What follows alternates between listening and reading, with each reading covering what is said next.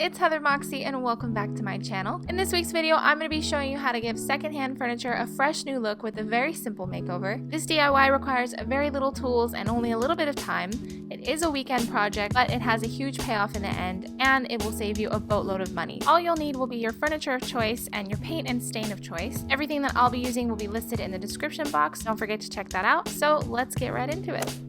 First thing you're going to need to do is sand down your pieces of furniture. This is definitely where most of the work is going to come in, and it's not fun, and it's why I had my boyfriend do it. So if you have help, definitely enlist help. Depending on the type of furniture you're working on, you may be able to use a chemical step in this process, but I like to stay away from that just because I have dogs and it's a little bit messy and I just don't have time for that. So it's totally up to you. It just depends on how much effort you want to put into it. Once you're done sanding, you're going to want to wipe it down with a damp cloth just to remove any of that excess dust because it will get everywhere.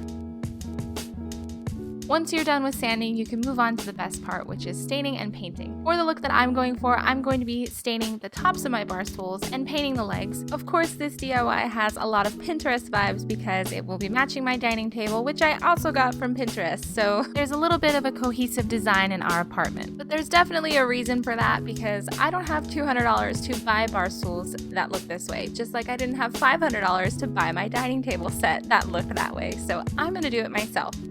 When you're staining any piece of furniture, you want to make sure that you go in the same direction as the grain of the wood and that your coats of stain aren't so thick that they're not going to dry properly. I did about 3 to 4 coats of stain on each bar stool, and in between coats I just made sure to remove any of the excess stain that hadn't dried.